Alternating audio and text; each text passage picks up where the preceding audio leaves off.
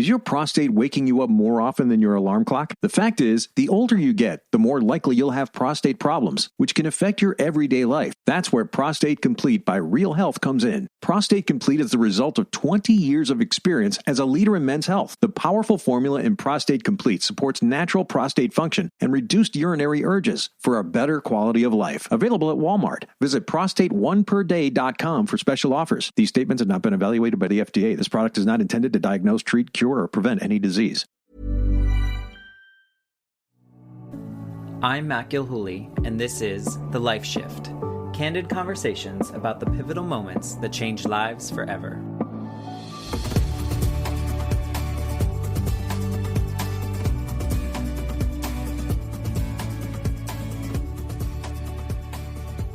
Hello, my friend. Ana is here with me, and we actually just had a conversation before recording how I was going to say your name. So why don't you introduce yourself saying your name correctly so that I don't offend you? No, it's okay. I'm from Colombia, so it's Ana Reina, but people call me Ana. It's fine. Yeah. Well, we've known each other. You actually started at the college that we both worked at in the Orlando area. I believe you started 2 or 3 weeks after I did. Yeah. We were part of the new crew coming in 2008. Yeah. It was so much fun. We were just all new, just like, yeah. It was fun. Yeah. We were just making it up as we went along. Yeah. Literally. I think literally, yeah. It was great. It was fun. There were moments. But I say that because even back then in 2008, we would say, well, is it Ana or Anna? And you're like, whatever you feel like. And so we just had this conversation before we started recording, like, which one do we want today? And whatever one you want, whatever you're comfortable with. It hasn't changed. Yeah. The accent's different in Colombia. So you guys just can't really get it. So it's like whatever comes close.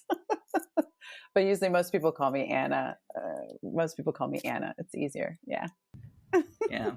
So we worked together when did you leave said college? 2013. 2013. So we worked together for 4.5 years or so. And we had a lot of good times. We went to concerts together. And you're my concert buddy. You're the one who wanted to go see music all the time. So yeah, it was fun. What brought you to that college? What were you doing before that? What was your life like? You know, this is probably one of the big shifts in my life, actually. Speaking of shifting, this is probably one of those pinnacle moments because I had been I've been working in management for artists in the music entertainment industry, and I was a manager. I was touring and putting on events and had a bunch of bands, and it's great. It's awesome. And I remember the band that I was really focused a lot on. It was just a terrible breakup, just an unexpected breakup, and unfortunately, it left me going. I didn't know what to do in my next phase of my life. I was like, I have all this knowledge and wisdom, like, what do I do? What do I do? How long had you been doing it? At that point, I had been doing almost 10 years. Of course, I've known about said school and, because it was always on that radar, in that town in Orlando. So, but it never occurred to me to teach there. And then a friend of mine said, hey, they have openings over there. And I'm like, oh, okay, well, let me just throw in the hat. I know some people over there. And then I got hired because it was a new degree just opening up. And so it kind of fell in my lap. But that was probably a big shift for me because, I've always known my purpose was to inspire others in some capacity. I always felt compelled to teach. That was like a common thread. Even managing artists, I was always, mentoring them, counseling them, teaching them about the business. So it was just something that just always was natural. And so when I got the job to teach, I've never taught before. I never stood in front of a class. I never did anything like that. And it was just amazing how natural I fell into it. It was just so easy. It was as if it was meant for me to do. Right. And you were teaching like a marketing class at first, right? At first I was teaching marketing because my background in college was, years of marketing. And I wanted the artist management class, but someone else at the time was teaching it. And so I was like, I'll just get in and work my way around. And yeah, so that's how I kind of started it. But it was great because it was there. I really learned structure of curriculum and how to teach and how to build programs and really share my wisdom and real life stories to make it all real for them. So it was really great because that's where I really found my personal power that I had. Like that's where I found what I was really gifted to do. That's where I really started leaning into my purpose, my life purpose. Yeah. I mean, and your students, I remember, connecting with your students or seeing you come back from class and just talking and having those moments in which whatever you said that day truly resonated with a student that was either going to be a future artist manager or was an artist themselves, because we had a lot of students that were musicians or were part of bands, and they were going to school to learn the ins and outs. And it's one thing to read a book, right? It's one thing to search the internet for the top 10 tips of what not to do. But when you have someone like you with 10 years of experience saying, look, here's a horror story that I have for you in which this band chose to do this. Here's what happens. So I just remember those moments of joy that I saw when you were doing that.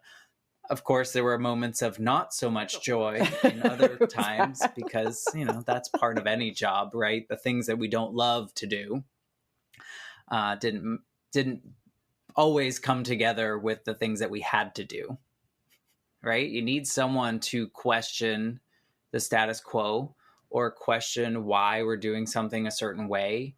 And the answer of just, this is the way we always do it doesn't fly, especially now, right? I was definitely one of those that pushed buttons and bars and like, why not? But why not? I think I took that rock and roll rebel with me in there. I'm like, but why not? I think there's value in that rock and roll rebel that you brought to the table. All those moments, even the ones that frustrated you the most, brought you to where you are now.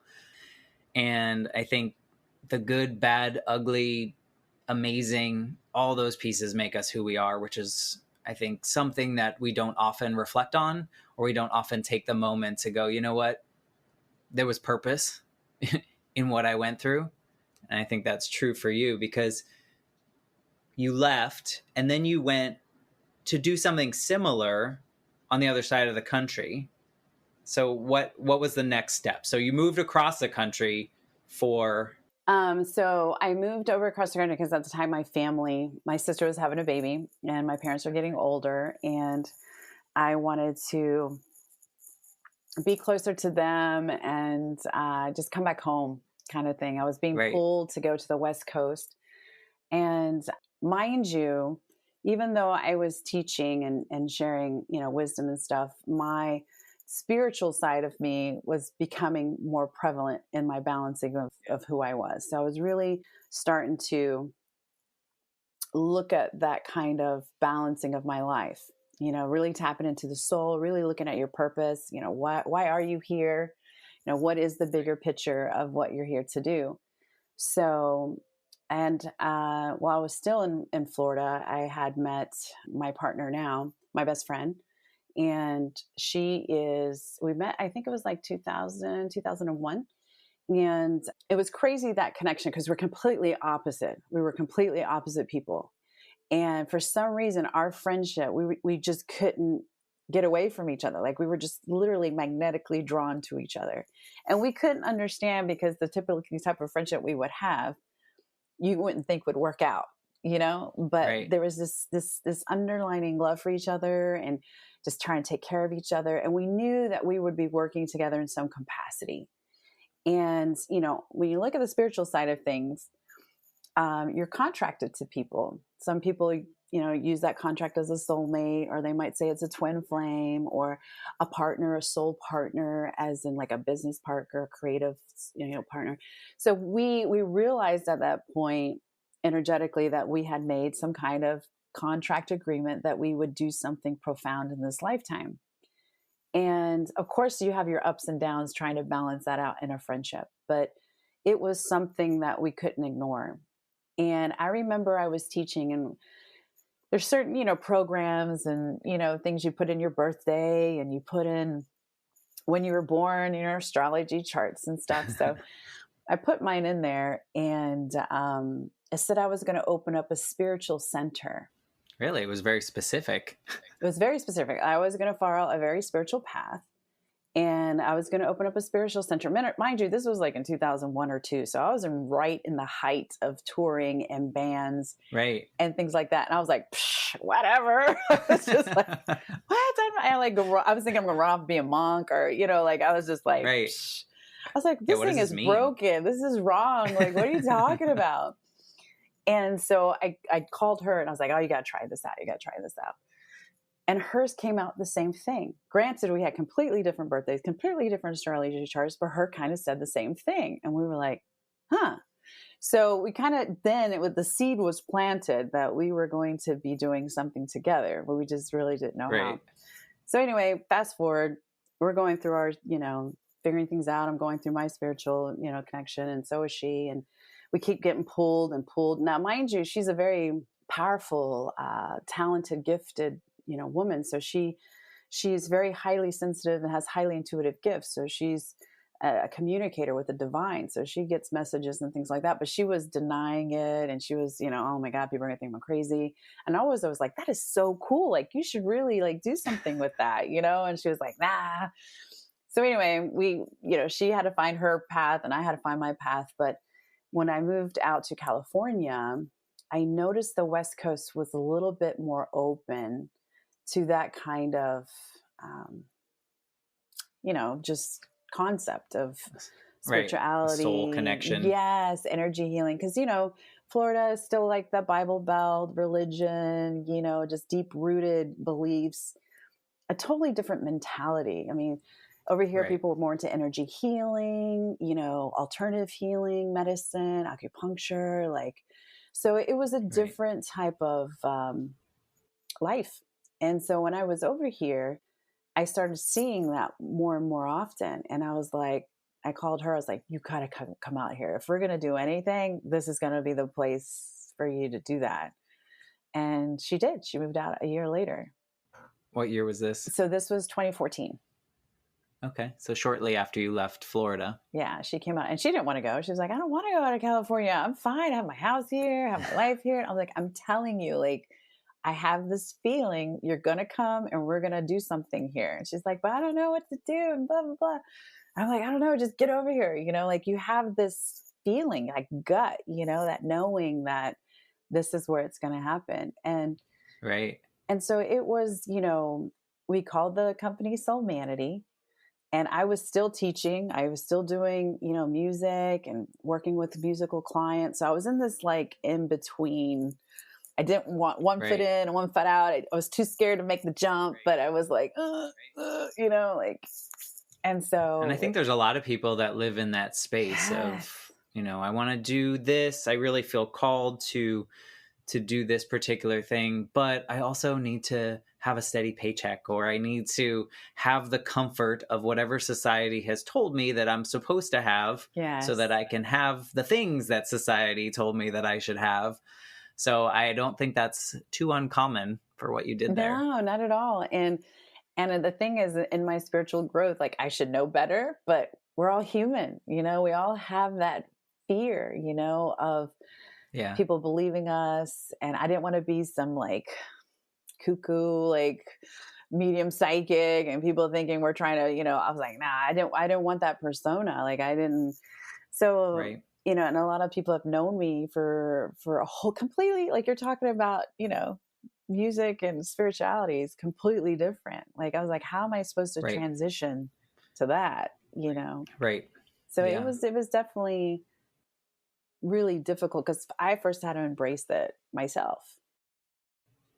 You had to, I don't know how to phrase it, but come to terms with the fact that what you were doing in the music space and the entertainment space, sure, it was fun and it was fulfilling in a way, but I guess your life was kind of driving you like nudging you, Oh come on, wake my up. soul was screaming at me. My soul was like, what are you doing? It's time. Let's go, let's go, let's go. And I'm like, but, and I was like, It's scary. it's so scary. It's scary to put, and I don't want to call it blind faith, but to put, 100% confidence in something that, like you said, that you still had the worry that society was going to think you were this way or that way, or where is your credibility because you've been in the industry over here doing this, that, and the other. So at what point, or what triggered a change for you? I was working on myself and she was working on herself. And I was like, you know what? You have so much wisdom. You have so much knowledge. And she's, getting messages and downloads and I was learning so much from her. And I was just like, why don't we teach this? Why don't we tell other people about it? Because her purpose was to share it with everyone, to help them in their journey. Right. Because she had helped me so much in mine. And I was just like, why don't we teach it? Why don't we create a class? I'm a teacher. We can structure it. We can make curriculum. We can do this. So all that knowledge and information I learned at that self-said school is now helping me build the curriculum that she's doing. So I took all her information. We had journals, mind you, just journals and journals of just notes and readings and writings and connections. And I was like, I can make something out of this. We can teach people how to meditate. We can teach people how to connect. We can teach people to listen to their soul. We can teach people to understand they have guardian angels, And she's like, no, that's so crazy. I don't know. I'm like, just let me do it. I was like, I've got all the outlines. I have all the structure. I have, which brings me to the point where that's why I had to go study and I had to go to a school to learn how to teach, to build this curriculum. So now I'm here. I'm here doing this. So it comes full circle. And so that's what we started doing. And it started off as a website and me still 1 foot in, 1 foot out. So I'm just still going back and forth. My soul kept saying, just let it go. I was being guided, just let that go. If you would give this 100%, you would realize how happy you are. And like, this is really where you're supposed to be. And I guess it was in 2016, 2017, I got fired.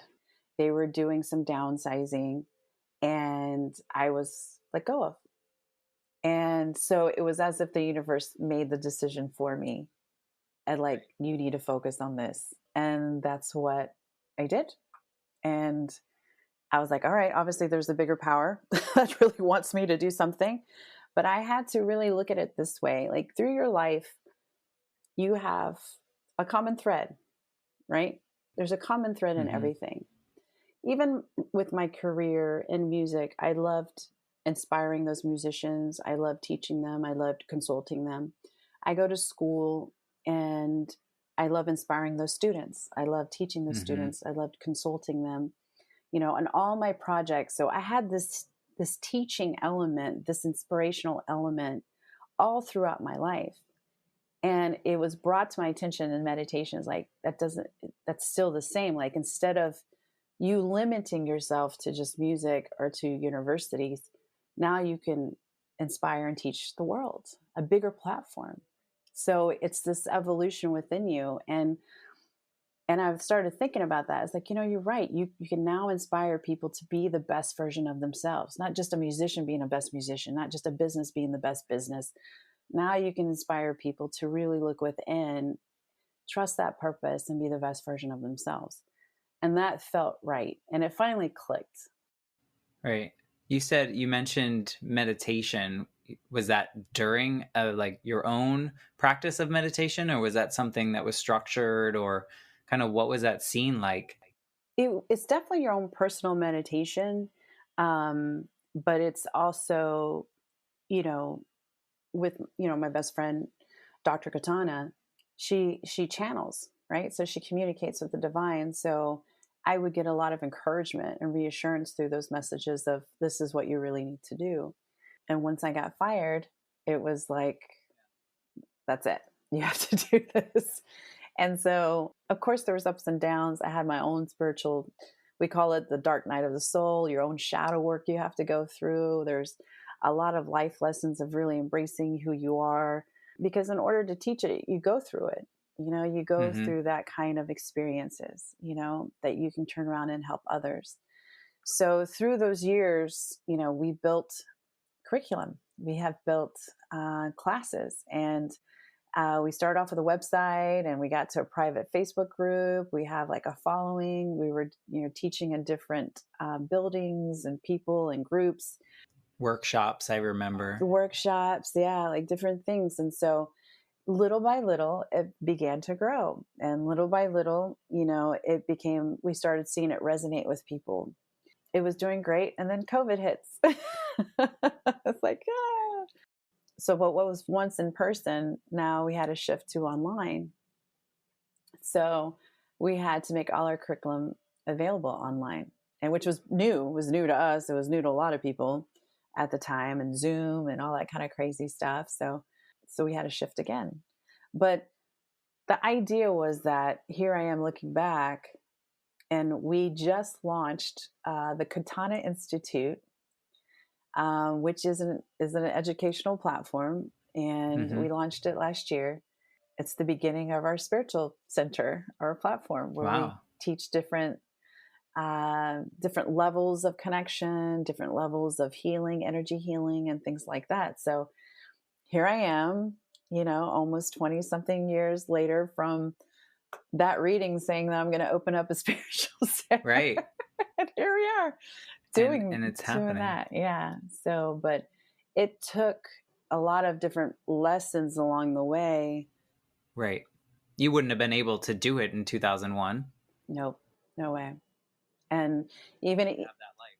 And then 2008, going to the school, and then, losing and really realizing your true purpose and power. And, now here I am. And so as much as I do miss that scene sometimes, like I still love going and watching live music. I still love going to the concerts and stuff like that, and the events. And I'm always catching myself going, oh, they should have done that. They should have done that, but this is just, I didn't really know what joy was. I had a happy life, but I didn't really know what joy was. Like, joy is a different frequency. It's the highest frequency. It's even above love, and I didn't really know what joy was until really embracing this part of my purpose. Yeah, it's interesting because your story, if you think about it, it's like the universe or whatever was kind of shutting doors in your face and like pushing you to the next level. Like your band that you were managing exploded, right? And then things in the Florida world kind of hit their breaking point for you, and you moved towards your family. And then that job said, we have to restructure. Yeah. And each piece is like, pushing you up, like, keep going. What are you doing? And, I think a lot of people would not have listened to that. And maybe you didn't listen the first couple times, and maybe it was just happenstance, or maybe you did, and maybe that was intentional. But I think a lot of people, they'll take it personally, maybe in a lot of those cases, and they internalize that what did I do? Why is this happening to me? Yeah. I can't believe that I'm being punished. But maybe if we look at it with different lenses, or we flip our perspective on it, really good things could come from it. Yeah. We like to call it, we have this class, it's called Reframe, Retrain, and Reclaim. And it's when things happen to you, you need to look at it from a different perspective. So like most people would say, why is this happening to me? Right. So you take the ego out, you take the me out, and you're like, okay, why is this happening? What's the bigger picture? What's the bigger plan? What's happening behind scenes that maybe I'm blinding myself to? And that's hard sometimes to look at that inner reflection and stuff like that. But really learning to take those moments and use it in a positive way, and to look at it as there's something better coming for me. This is a blessing in disguise. And, 9 times out of 10 later on in life, you're like, oh yeah, it definitely was, Well, Well, reflection is a lot easier than in the moment, Right? for sure. You're like, What would okay. you say? What would you say was really that final punch, kick, whatever you want to call, that flipped and was like, I'm all in. Yeah. I'm ready. So I actually, I have it with me. I have this, I don't know if you can see it. It's like a reading I had. It was back in 2018, and I keep it in my journal. I carry it with me in my journal. So every time I update my journal, I just move it over. But it was a very profound reading I had that day. And it was basically, to me, like looking back on reading it now, it doesn't seem like it came across. But at that time, it was almost like a very stern warning that you need to get on board or else you're going to miss this boat. Like, time is running out, the window is closing. You need to really jump. You need to take that faith. Like, this is it, you know? Right. And it hit me so hard in the gut that I was like, oh crap, you know, like, I've fallen behind. I've been procrastinating. I haven't been stepping up. And it really was like, I felt like it's now or never. You know, you're going to lose what you've started, you know, with Dr. Katana. You're going to, I felt like I was going to be lost in some abyss or something, you know, like Right. it scared me enough, because people get jolted in their life by different ways, like health issues, car accidents. Like, they're like, oh my God, what am I doing with my life? So for me, it came through this reading. And I remember this feeling of panic and anxiety. And I was like, I got to change my life. And I changed my whole lifestyle. So, no, food, sugar, no more alcohol, no more surrounding myself with people or environments like that. Of course, in the entertainment industry, there's, parties and drugs and alcohol. And I didn't want to be part of that anymore. I just was like, I cut out the media. I wanted to surround myself with just good vibes. And I remember really diving into understanding my purpose and my balance within me. It was like I went through a really quick boot camp of trying to really just get to a place. Like, I went through my dark night of the soul. I went through all the shadow work. I went and got a lot of help from a lot of different energy healers to really bring up that past trauma, face that past trauma once and for all. Things I had been avoiding, harboring, things like that. So it was this journey of just complete revolution. You went all in. I went all in. I was just like, no, I'm not getting left behind. I'm not, like, I freaked out, so I had to show my commitment. And that was the real big turning point. So with it, like, it took a year of me I was doing everything I could just to balance myself out and prepare myself. So, I tried all different types of therapies and alternative medicines and ways of really coping with my traumatic stress, because I've had a really troubled childhood. It was very difficult for me. I had a long lasting, challenging relationship with my mom. And I had to heal that. I had to take care of that because it was affecting everything in my life. Because things happen in your life that affect you for the rest of your life. And it was literally blocking me from blossoming into what I needed to do. So, yeah, you found the things that worked for you to help with, I don't know if it was diagnosed or any kind of PTSD or just childhood trauma in general. I think people find all sorts of things. I talked to someone a few episodes ago that looked into alternative medicines as well, that actually, quote unquote, cured her chronic PTSD. And so, that's commendable that you went all in to do it. And that was just that one reading that like triggered you. Do you feel like you were before that? Do you feel like you were at the 50% mark and you were doing a little bit of it? I was just lazy. Okay. I wasn't really like, well, yeah, okay, we'll get to it. But you were thinking about it. Yeah, it was definitely there, but it wasn't a priority. It wasn't a focus. And they kept saying, like, let it go. Like, let this go. Like, you need to go all in. And I'm like, I'll get to it. Like, I know I'm, just going steadily along. I meditate. I'm good. We're cool, but, but It was that Yeah, reading check. I was like, I did this today. I'm a good person today. Yeah. And yeah, but it was really that moment where, but I look back and I read it now, and it's nowhere near as traumatic as in that moment. So I don't know if it was the accumulation of energy and personal, I don't know, but it scared the crap out of me. That's for sure. Well, and I'm sure you were harboring whatever, from your childhood, you were Yeah. harboring your experiences in the entertainment industry Yeah. and teaching and Yeah, moving and exactly. family, and It's true. everything was just like bubbling up. It was like exploding, but it's I went to a very special alternative healer who had very psychic abilities, and she focused on PSTD, right?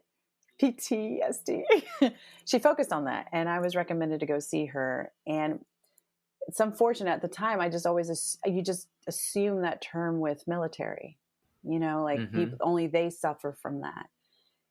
And she kept telling me, it's like, no, you're suffering from that. And I'm like, yeah, but I didn't go to war. I didn't shoot people. Like, I just had a rough childhood.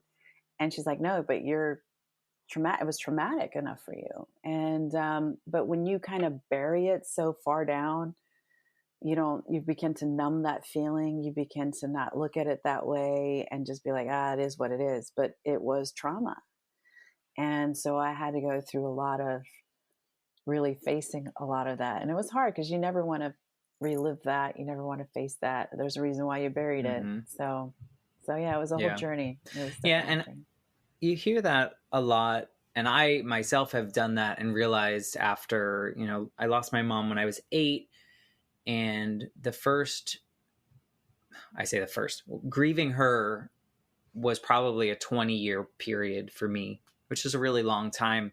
And what I came to realize towards the end is something similar to what you're saying about PTSD and childhood trauma, is that was a childhood trauma for me. And that period of time, I didn't allow myself to fully grieve.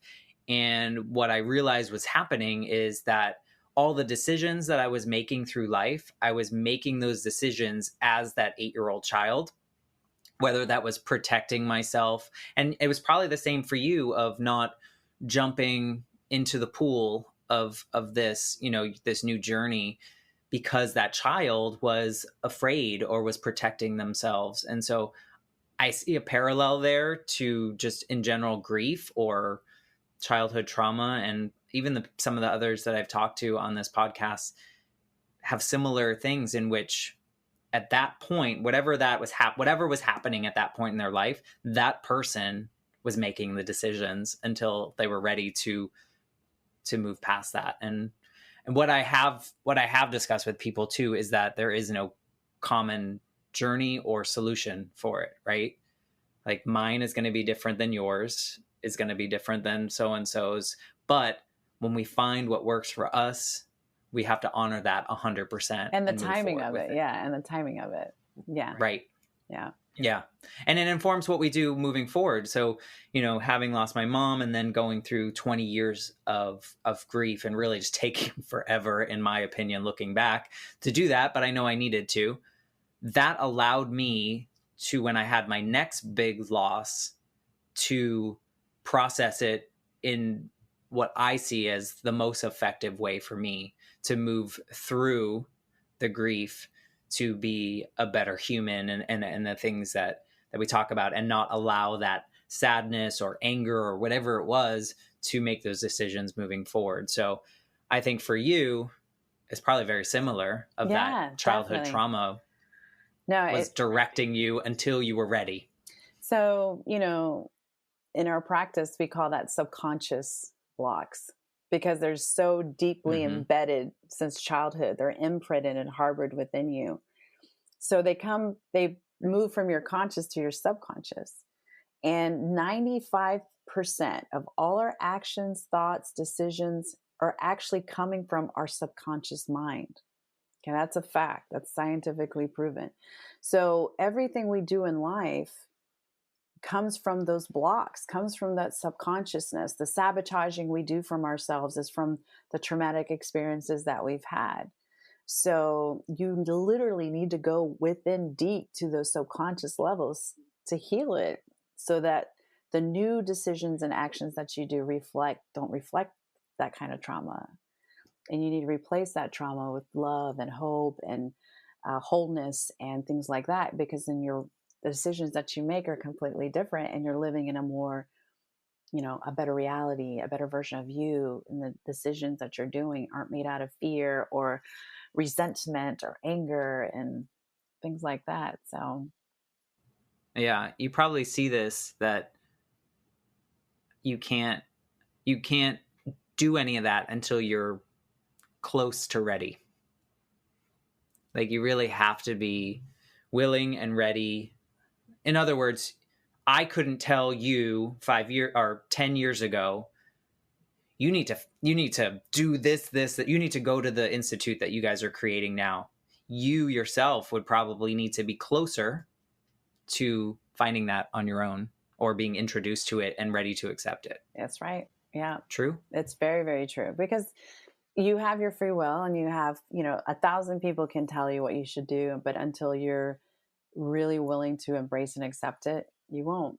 And I think when I had this reading, the guides that had come through were like, okay, the only way we're going to get through her is to just like, this is what's going to happen. It's up to you. Take it or leave it. And I was like, oh shit. I was like, oh my God. I was like, okay. But they knew that was probably the best motivation for me. But then at that time, I was like, okay, then bring what I need to bring, provide for me what I need to do, show me, ways that I can take care of this. Like, I'm open now. I'm ready. And then the healers started coming, the information started coming, the people started coming to help me on that journey, on that path. And yeah, you went all in. I went all in. So, but now it's great, because then good for you. I know exactly what other people in traumatic experiences need. And when they're ready, we're going to be there to provide that for them. We're going to have this available, that available, these healers on board, or these readers, or these, classes to help you in that healing process. So we have 2 major subconscious healing classes that are specific in helping you with those blocks. We have conscious healing. We have a lot of different healing classes to help with that process of, really looking within and getting it all out, You're putting your good out there. You're putting your good to share your journey and what you've learned. I think it's important, and I'm not trying to compare this, but even just these conversations that I'm having on this podcast are very similar, or I hope they're very similar, in a way that whoever's listening, if one person listens and is facing something that they feel that they're all alone and no one else in the world feels this way, that they hear this and go, oh, someone else has gone through this. I don't feel alone. Yeah. It doesn't necessarily mean we're giving them the solution or any of those kind of pieces, but building a community to know that we are all human and we all have similar emotions at different moments, and there are ways to go through whatever we're going through. So that's kind of my hope here. And it sounds like that's what you're doing for your clients and people that are seeking you guys out. It's beautiful. I mean, I think we hear the word crazy so many times. I think I'm going crazy, or this is so crazy, or this decision I'm about to make is so crazy. Like, we hear that word all the time. And I've come to realize that it's crazy if you don't do it, because that's really if it's fearful, if you're scared of it, it's probably because you're supposed to be doing it. Like, it's your ego that's making you afraid. Unless it's jumping out of a plane. Yeah. But it's your ego that's really making you afraid. It's the soul that's trying to say, let's do this, And so you have this back and forth, but your soul is your purpose. Your soul is your being. The soul is the reason why you're here. So, listen to the soul and try to put your ego aside of fear and doubt and worry and the bills and the perceptions and societal pressures. But, it's crazy to deny what your true essence is. And so once you go down that path, the way that the universe works, the way this whole thing comes together is, once you commit and start going down that path, the energies and the universe and all that good stuff is like, oh, okay, you're ready? You good? Okay, well, let me give you this. Let me give you that. Let me give you this. Let me give you that.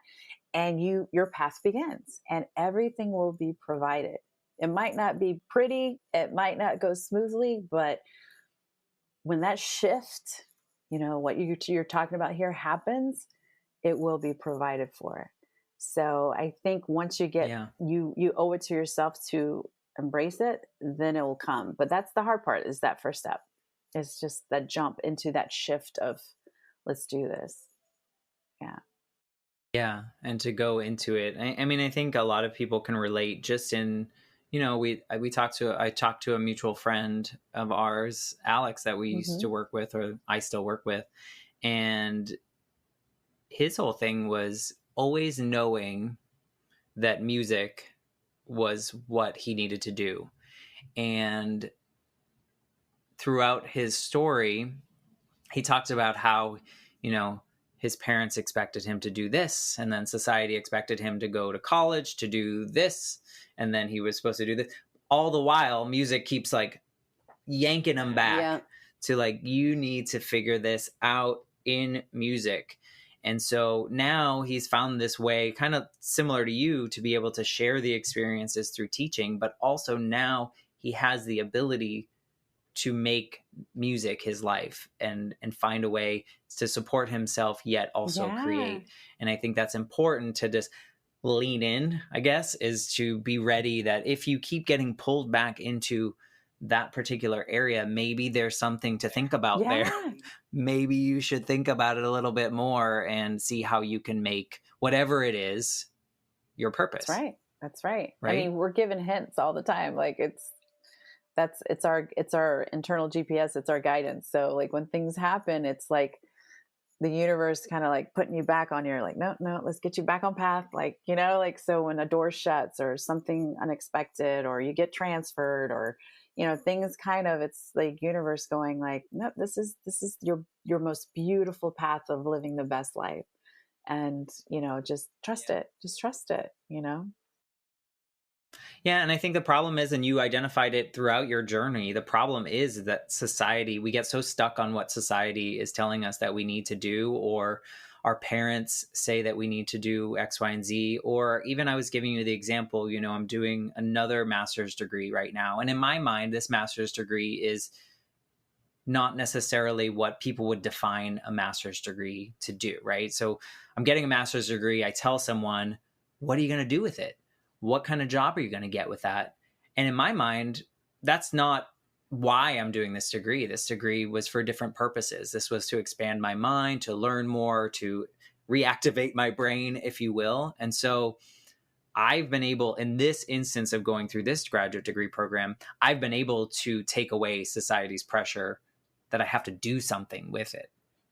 Because why else would you go, right? Society's like, why would you go to school if you're not going to use it?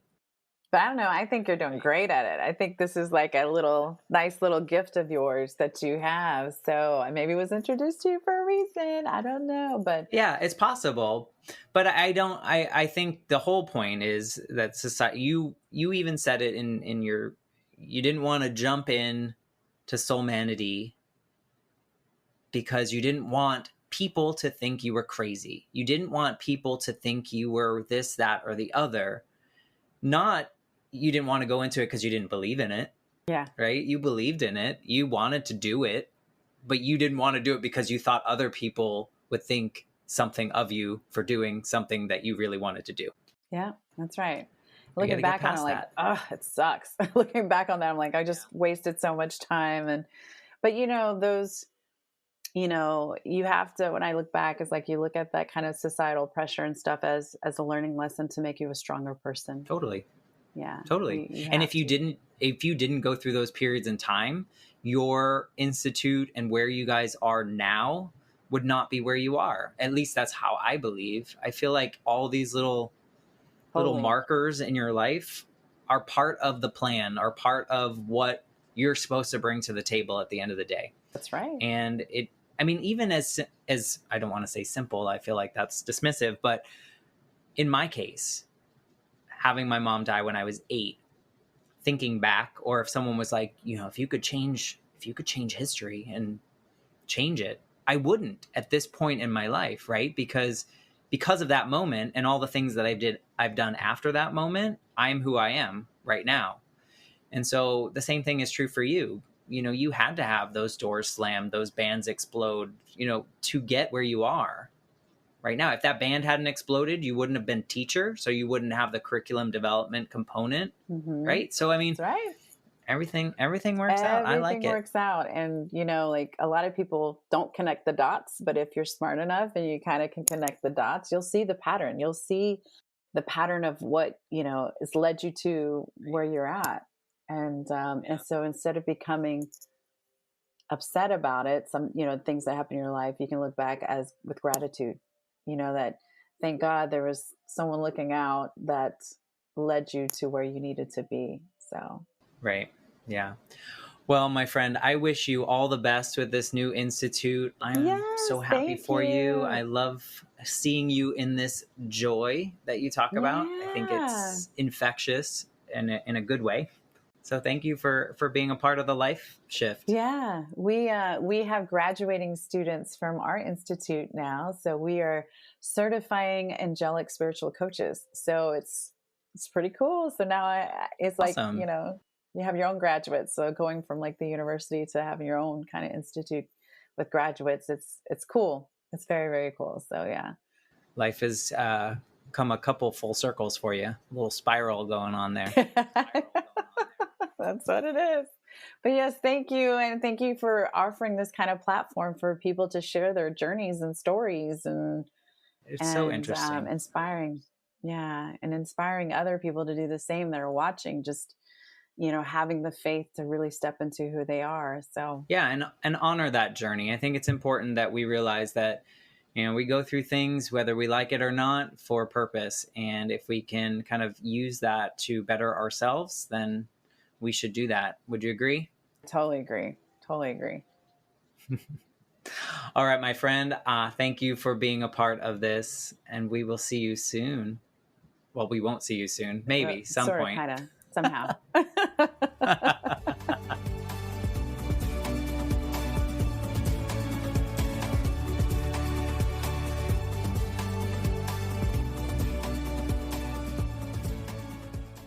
You've just listened to the Life Shift podcast. Please subscribe to the show on Apple Podcasts, Spotify, or wherever you listen to your favorite podcasts.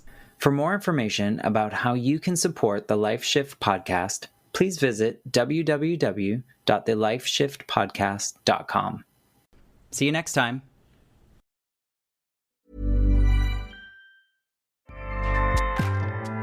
Acast powers the world's best podcasts. Here's a show that we recommend. Hey, happy listener. I'm Yardley. And I'm Dan. And I'm Dave. And we are the hosts of the true crime podcast, Small Town Dicks. On our podcast, detectives from small towns all around the world give us their firsthand accounts of the memorable crimes they investigated in their small town. The new season of Small Town Dicks is out now, but if you're new to the podcast and you want to start at the beginning, we have over 125 episodes for you to binge. So please join us for an original take on true crime. Small Town Dicks, available wherever you like to listen. Acast helps creators launch, grow, and monetize their podcasts everywhere. Acast.com.